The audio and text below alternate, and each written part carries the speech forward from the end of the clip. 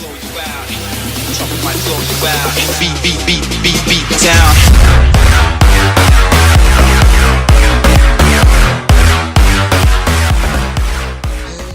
Okay, we had the new parts come through from the factory.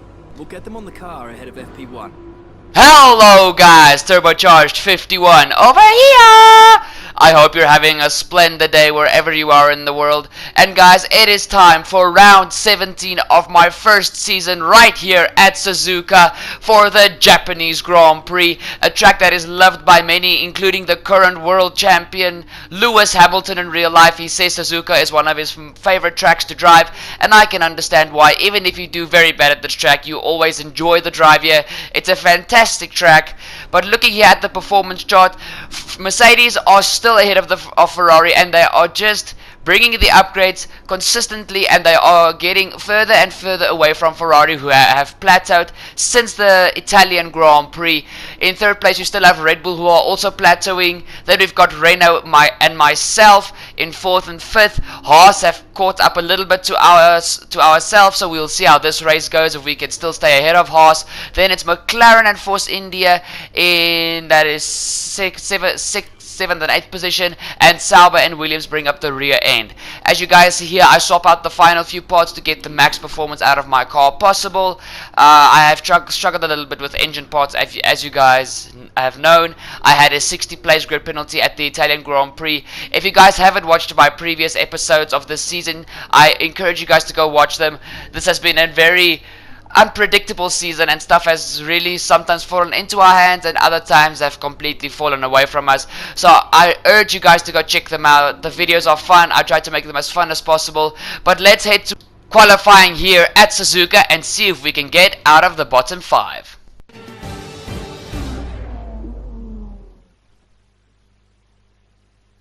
Welcome to the only figure of 8 track on the F1 calendar.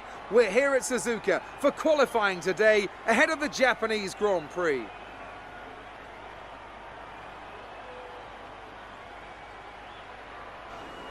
It always looked like the kind of track that asks an awful lot of the rear tyres, such as the frequency of low-speed exits.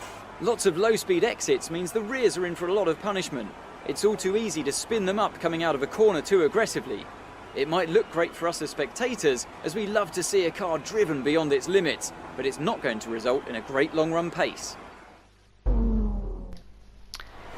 So we're here in the pit box, ready for qualifying at Suzuka. Stuff is looking a little bit grim, as you guys can see. The conditions are very overcast. I asked my engineer probably 3 times during my warm-up lap, not my warm-up lap, my out lap, for if there's any chance of rain, and he kept saying that there was no chance of rain. So I was quite positive of this being a dry session and staying dry. But we're heading here into the first corner at Suzuka, and I'm only going to show you guys the beginning and the end of both my first laps. We end our first lap with a 1 minute 29.5, and let's see what happens at the end of we start our second flying lap at the end of our second lap, where I just cooled my tires down a bit. I could already see that Suzuka was going to be a tire management circuit for me, because you guys know I struggle with keeping my tire temps low, and I could even see in qualifying I overheated my tires quite quickly. But we head on to the end of the second flying lap, the third lap in total, and we are up a substantial amount. But I could really feel that there was a lack of grip on the track. The track conditions were not as stable as I thought they were going to be. But we opened the DRS when we come across the line for a 1 minute 29.047, which is quite a good time. But by the end of the session, you guys could see that I was in 19th position. So according to my contract, I have to get into Q2. So I strapped on a new set of super soft tires and was almost on my way out of the garage. I didn't want to let Toro Rosso down. I know these guys have high expectations from me. Even though this is a game, I try to act it as if it's real life as much as possible. But we head on to the start of our final lap in Q1. And guys, I have to say, at this stage I could feel the track conditions were better. There was more grip, but not as much as I would have liked. But we head on to the end of the lap, and I actually had a stonker of a lap. And let's go, here we go. For the final part, we open the DRS and over the line. I also want to remind you guys, don't forget to leave that like. And we are out of Quali 1 and into Quali 2 we get P14. It's just into Quali 2, but still that's not that matters.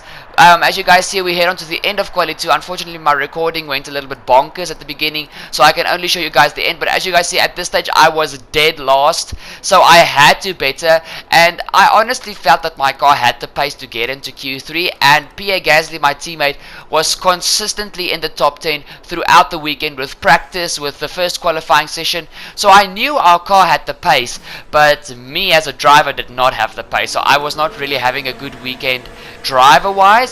But I was still going to give it my all. As you guys know by now, I don't give up. I race until the very last second. But we head on to the beginning of our lap, and I'm going to take you guys through a lap of Suzuka. The first quarter is flat out to the part where you feel that your balls are going to fall off. We go here into this beautiful S section, a left, then a right, then another left. It's a 5S section, back into the right, get the car into 5th gear to turn in, up to 6th gear to turn in for this last left-hander. Then you open the throttle over here. This is also a part where you really have to have some confidence. You go in, you're only down one gear, 7th gear, where you head through that very quick right bend. Then it's the 90-degree right hand corner. The recording function unfortunately jumps a bit. We head you onto the final part of the lap. You only go to 5th gear down for this corner, down to 4th gear for the final left bend, and then you open the throttle and you go down this very, well, not very straight, back straight, and into overtake mode. Then we come up to 130R, one of the most known corners in Formula 1. Flat out through there, don't lift the throttle. I stick to the inside to make my run to the next corner as short as possible. Into the final chicane, the right, the left, and we come down to the final part of the track. Hug the inside and then open the DRS, and we come across the line. And we unfortunately don't get into Q3 where our teammate Pierre Gasly does, but we do get up into P13. But Valtteri Bottas has fallen out of Quali 2. He didn't get a better lap in with his soft tires, so Valtteri is starting outside of the top 10, and there's a lot of work to do for the Mercedes driver. But guys, let's head to the start of the Japanese Grand Prix. I hope you guys are excited just as much as I am, and let's see with how much points we can come away this weekend.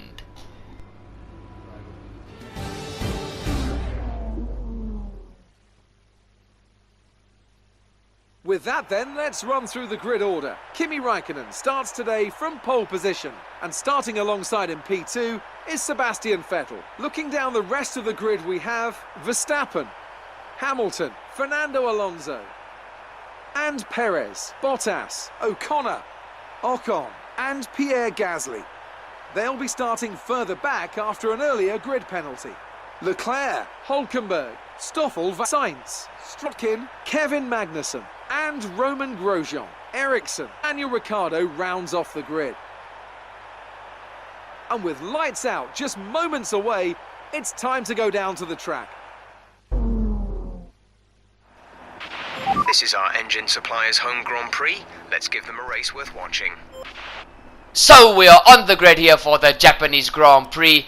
Guys, let's quickly take a look at our strategy. I was trying to go aggressive from softs to super softs, but I was going to see if my tires were going to last that long. Otherwise, I was just going to go to a set of mediums. But guys, you guys saw there were a lot of penalties, and we were a lot further up the grid than we thought. So points is a must. So let's head to the warm-up lap and be excited for the Japanese Grand Prix.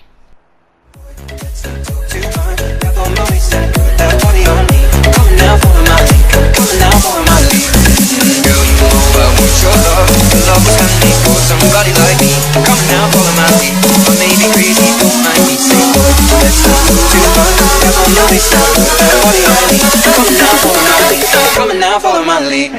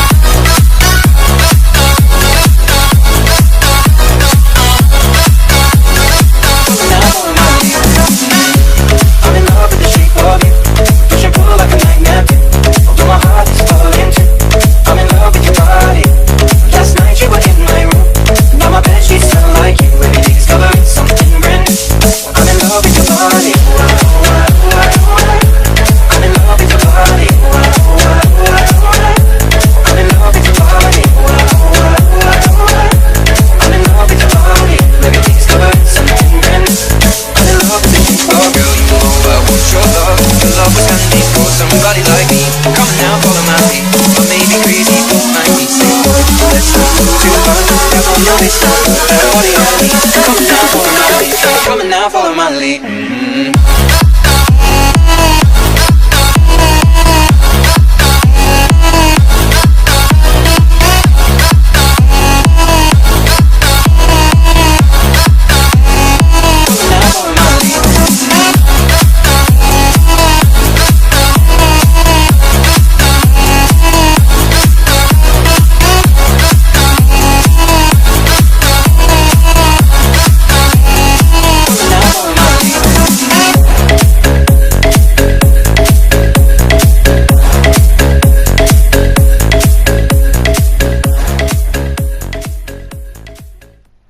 So we are on the grid and it's 5 red lights for the Japanese Grand Prix. The lights are on and it is go, go, go for the Japanese Grand Prix. We have a very good start. We jump to the leaders. The 2 Ferraris are heading into the first corner with Lewis Hamilton and Max Verstappen right behind them.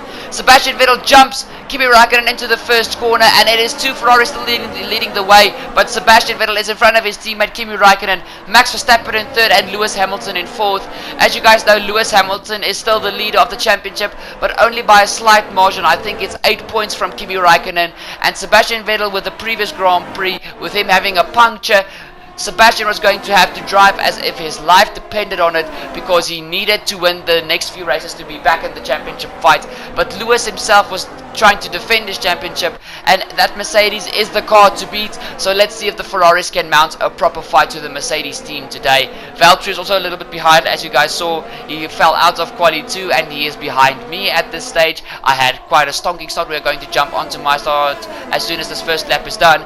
But Lewis Hamilton is on the gearbox of Max Verstappen, not giving Max an inch. Lewis knew he had to get past that Red Bull as soon as possible, otherwise those Ferraris are just going to bolt away and he would not see them again in this Grand Prix. We head here up the hill into 130R. It's Sebastian Vettel leading from Kimi Raikkonen, Max Verstappen and then Lewis Hamilton. Flat out through 130R. And is Lewis going to mount a move on Max Verstappen? Not just yet. He's not close enough. But I'm sure Lewis is sizing up a move as this race is going on. We end the first lap and we're going to jump onto my start. DRS is not activated just yet. We head on to my start. I get a fairly good pull away, but my teammate Pierre Gasly gets a much better one on those super soft tires. I am on soft tires, as you guys can see, with the yellow sidewall. I squeeze them out and I go for a jump onto the inside of the Force India, the Mercedes of Valtteri Bottas and the McLaren of Fernando Alonso. Sergio gets the jump on Fernando as I pass him as well. So I am in 5th position away from Sergio Perez in the Force India, Fernando Alonso in the McLaren, Valtteri Bottas in the Mercedes, who is in 8th. We go here up this hill, and as you guys know, myself, Sergio Perez and Carlos Sainz in the Renault, who is not at this stage visual on the screen. We are fighting for the best of the rest in 7th place with the points, so we are in a battle for our own little championship. At this moment, Sergio Perez is in front of us, but we are in 8th position and Carlos Sainz in 9th. But we are a few points apart, so this battle can go on to the end of the season. But I needed to finish ahead of them every single race if I wanted to get that best of the rest title. We head on to the end of lap 2, and Lewis Hamilton, Valtteri Bottas is right up the gearbox of Fernando Alonso.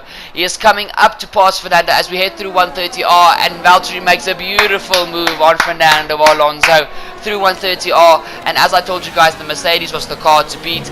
Nothing was going to beat this Mercedes on this Japanese Grand Prix except the Ferraris. But as you guys see, we head on to the end of the next lap, lap 3, and Lewis is right behind the Red Bull of Max Verstappen, and he even passes Max before they even get to 130R. That Mercedes with the superior engine over the Red Bull's Renault engine.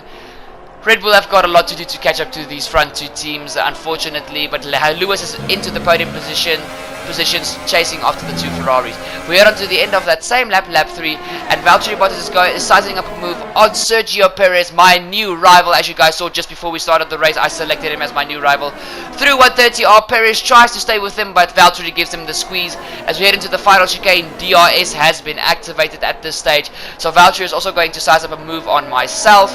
Here we go onto the home straight, but unfortunately the replay camera glitches, but Valtteri makes a very easy move on the outside of myself, and he is up into P5. I am down to P6. Here you guys see Sergio Perez trying to pass me with everything he's got. He comes up behind me, and that is the Renault of Nico Hülkenberg, also trying to size up a move on Sergio, but oh, there's contact! There's contact and Nico is off the track. There's front wing parts flying everywhere, and even Charles Leclerc hits Nico Hulkenberg. There's the second red, that's my rival Carlos Sainz. Oh my word, he just hits the side of Sergio's Force India. Nico was lucky not to lose complete control of the car, but as he was trying to rejoin the track, he just was in the way of Charles Leclerc. Guys, look at this move. Charles just doesn't expect it at all, and Nico just drives up in front of him. There was nothing that poor Charles could do about this. I think Nico deserves a penalty for rejoining the track in a dangerous manner. Oh man, Nico, that's not a good thing to do, my friend. But in any case, we head on to the end of lap 7, and the race leader Sebastian Vettel is coming into the pit lane. And guys, what I can tell you is Sebastian was going for a very aggressive strategy. Sebastian was trying to go from a set of super softs onto a new set of super softs, and then ending the race on a set of softs. We are on to the end of lap 9, and the third place man, Lewis Hamilton, well, second place after Sebastian pitted, is coming into the pits, and he is going for a one-stop strategy from super soft tires onto mediums, as well as the Red Bull of Max Verstappen. As you guys see here, super softs, they strap on the white wall medium tires, and they are on their way. This race is really going to heat up as it heads to the end. We head here on to lap 11, and as Sebastian Vettel exited the pit lane at the end of his pit stop, he exited behind me, and at lap 11 he caught me, guys. I was not defending too hard from Sebastian because I knew my fight was not with this Ferrari. He was fighting his teammate and Lewis Hamilton for the championship. So at this stage I just put my car into lean fuel mixture and no ERS and made him pass. I fell in behind him and tuned my car back up again just to stay with him because I wanted to steal DRS. Because as you guys see in 4th position in the top left corner, Esteban Ocon in the second Force India was chasing me down. I struggled at this stage of the Grand Prix with my tires. At this stage I knew going on to super softs for the end of the race was not going to happen. I needed to go on to mediums, and I tried to eke out all the grip possible from these soft tires, and I overheated them a bit. As you guys can see on my steering wheel, they are a little bit overheated, but I was giving it my all. I didn't want this race to just go away, and I knew the more points I got, the better for myself. But we head here onto the very next lap, lap 12, and Lewis Hamilton is chasing down Kimi Raikkonen and Esteban Ocon. As you guys see there, Kimi just passed Esteban, and oh, the championship leader is going slow. No, Lewis. Oh my word, this is opening the doors for the Ferraris. I think at this stage Maurizio Rivabetti told his engineers to tell his Ferrari guys just to push. What has happened to Lewis Hamilton? There was no smoke, so it's not an engine failure. It's got to be an electric failure or a gearbox failure. Oh my word, the championship leader is not going to finish the Japanese Grand Prix. Lewis Hamilton retires from the Japanese Grand Prix. Oh my word. That is not good news. We head here onto that very same lap, and as you guys see here, the Renault and the Sauber are fighting, and as they head through 130, oh, there's contact! Everything is popping off here at the Japanese Grand Prix. That is Charles Leclerc that I can confirm. He keeps it out of the wall. The second Renault of Nico Hulkenberg just comes past, and he is back racing again, but that has cost him a lot of time. We head here onto the end of lap 12, the start of lap 13, and Valtteri Bottas is coming into the pit lane to go from his set of soft tires onto mediums. He was going to have much fresher mediums than the guys that are one-stopping from super soft to mediums. So Valtteri was definitely going to be a force to be reckoned with, and now he is in the fight for the win of this Japanese Grand Prix. Sebastian Vettel comes through to still lead the Grand Prix, but now he was going to have to push to get far ahead of that Mercedes to come out ahead of him as his second pit stop commenced. We head on to the end of lap 13, and it's my time to come into the pit lane. Unfortunately, what I can tell you guys already, Esteban Ocon made a brilliant undercut on me. He got ahead of me as I exited my pit box, but I was still ahead of my rival Sergio Perez, but I was no longer in, well, that it would have been 4th position. I am now in 5th position now that Lewis Hamilton is out of the Grand Prix. So I was still in the top 5, which I was very glad about, and Ocon was not my rival at this stage. He's too far behind on points with us, so it wasn't too bad, but I would have liked to have gotten 4th. We head here in front of us as Valtteri Bottas is battling the Red Bull of Max Verstappen, and I just realized that I am lying. We were fighting for 5th position because it is the two Ferraris the Red Bull of Max Verstappen and the Mercedes of Valtteri Bottas. So Ocon has got 5th and I have got 6th. Sorry about that one, guys. We head down to the end of lap 14 and Sergio Perez is still up my gearbox, trying to do anything and everything to get past me, and even my teammate Pierre Gasly is joining into the fight. I go a little bit over the grass then to try and defend. I did not corner cut, it's just a slight bit of my 2 right wheels. We head down to the end of lap 15, and has Sebastian Vettel done enough on the second set of super soft tires to come out ahead of the Mercedes of Valtteri Bottas? We will wait and see, but what I actually can tell you guys, we're not going to wait and see. He did not do enough, but now he was on a fresh set of soft tires chasing down that Mercedes on mediums. Kimi Raikkonen is also coming in for his second pit stop from his first set of soft tires onto his second set of soft tires. So Kimi was much more comfortable on the soft tires, unlike Sebastian, his teammate, who was more comfortable on the super softs. But we head here onto the end of lap 21, and Sebastian Vettel is sizing up a move on Max Verstappen, the young Dutchman. And we head here onto this back straight, up the hill and over the little bridge that we go under just at the end of the first sector. Sebastian pulls out and he is up the inside of 130R and he passes Max Verstappen quite easily, and Sebastian is back up into second position, now chasing the Mercedes of Valtteri Bottas. I think Vettel has got the pace in that Ferrari to catch the Mercedes, even though with Mercedes being the more superior car. But we head here onto the home straight, and Vettel's Ferrari is looking as good as ever. And we head here as he passes the pit lane, and then wait! No! No! First Lewis Hamilton, now Sebastian Vettel. He is not going to finish the Japanese Grand Prix. Oh guys, I can't believe this. What has happened to Sebastian the last few races? The last race he had a puncture, and this race his car is letting him down. I can't even commentate on my own defending. Lewis is out of the Grand Prix. This means even if Kimi Raikkonen finishes in second behind Bottas, Kimi is going to take the lead of the championship by, I think, yes, 7 points. And now Sebastian is also out of the Grand Prix. But because Lewis is not going to finish the Grand Prix, Sebastian has got a very tiny chance to still catch Kimi and Lewis, but he is going to be behind by something like 36 points, and that is if Valtteri Bottas wins this Grand Prix and Kimi Raikkonen does not. Guys, I don't want to be a spoil sport, but I think for all of you Sebastian Vettel fans out there, I think Sebastian's championship is over. This is going to be a fight between Lewis Hamilton and Kimi Raikkonen for the final part of the season. Guys, I am shocked. I am completely shocked. I can't believe it. This is just crazy. This is crazy. Oh my word. But we head here onto my battle with Sergio Perez. And guys, at this stage, myself, Sergio Perez and Pierre Gasly were fighting as hard as we could just to try and see how this fight, to see who's going to seal 5th position. I go for a wide line and oh! There's contact! Oh my word, I was going for a wide line through that hairpin, and frickin' hell, Sergio Perez just lunged. Oh man, I don't know if that's my fault or his fault. I honestly don't know. I think I opened the door and he was going for it and I didn't see that he was on my inside. Yeah guys, I think that's my fault. Oh boy. Yeah, sorry about that. I just didn't see he was there. But look at this. Fernando Alonso in the McLaren is still fighting in this Grand Prix. Come on, Fernando! That McLaren, who is like the 3rd worst car on this grid, Fernando is still getting points out of that car. Come on, my hero. Let's go, baby. Because Sergio held up my teammate Pierre Gasly, now Fernando is in this fight and I am getting away. But like I said, guys, I am not proud of the fact that I actually made contact there. That was honestly my fault. Sergio Perez makes a move as the lap ends, but now Fernando Alonso has got DRS as we head down the home straight. We go here, Fernando goes to the outside. Is he going to make the move stick on the Force India of Sergio Perez? Ooh, Fernando gets pushed a bit wide, but he's still on the outside, not giving Sergio an inch. Is Fernando going to make the move stick? He is up the inside for the first S, the outside for the second S. Come on, third S, come on. Yes, Fernando!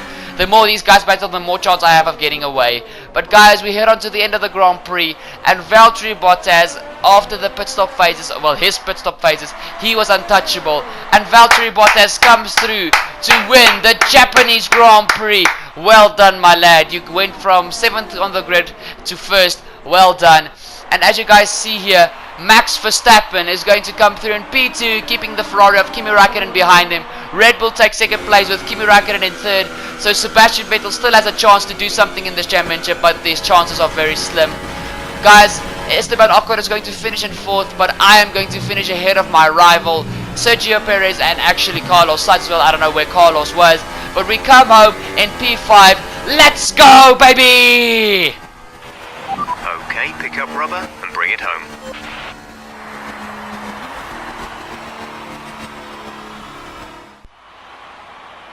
Brilliant stuff from Mercedes today. That's another historic win. And I have to wonder, Anthony Davidson, just what set them apart from the competition here. Well, Crofty, this was won through an abundance of speed and an abundance of skillful overtakes. Inside, outside, cutting underneath, we saw it all today. And it's really nice to see a Grand Prix won in that manner. A race, surely, that will satisfy the purists today, I think. Champion Raikkonen takes over the lead of the Drivers' Championship after that excellent result. Moving on to the driver of the day then. Anthony Davidson, who would you go for? Lots of drivers impressed me today, Crofty, but I'd say the one who impressed me the most was Daniel Ricciardo. And now let's take a look at the Constructors' standings. We saw a dip in form from the championship leaders today. Their lead has taken a significant blow. There was also a strong showing from the McLaren team today as they make their way up the standings. That's it for today's Grand Prix, and from Ant and I, it's goodbye and see you again next time. Guys, what a Grand Prix. Lewis Hamilton and Kimi Raikkonen are separated by 8 points, with Vettel being 36 points behind his teammate Kimi Raikkonen. This championship is popping off and I don't see Vettel fighting back, but well, this was a good Grand Prix. Let's head to the interviews with Claire. The fans really seem to enjoy that. You made it look easy. You really cut your way through the field today. What was your strategy?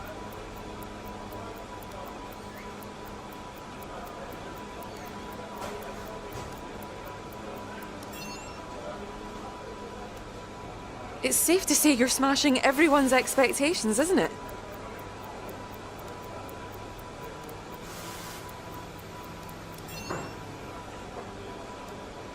That was an epic battle today. How do you think this will play out?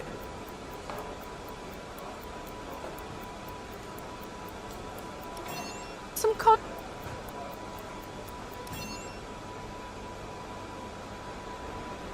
Great. Well, that's everything. Guys, sorry if I don't sound so excited as usual, but I really feel for Sebastian Vettel. He has been fighting so hard this second part of the season after the summer break, and I just feel bad for him because these past 2 races have just not gone his way. Oh my word, but let's see what's going to happen between Kimi Raikkonen and Lewis Hamilton, and if Sebastian can still mount a fight, and after that, if the fight between me, Sergio Perez and Carlos Sainz are going to get any better, because I can assure you guys it will. But let's see who's going to get the better, the Toro Rosso team, the Renault team, or the Force India team. As you guys see, we quickly head to the powertrain upgrade. We are going to adapt every single chassis part, and all that's left is the durability parts. But guys, that has been this video. Guys, I hope you enjoyed. Hit the like, hit the subscribe, don't forget to ding the bell. This has been an epic Japanese Grand Prix, a very controversial Japanese Grand Prix, but I'm gonna see you guys at the next one for the USA Grand Prix. Cheers!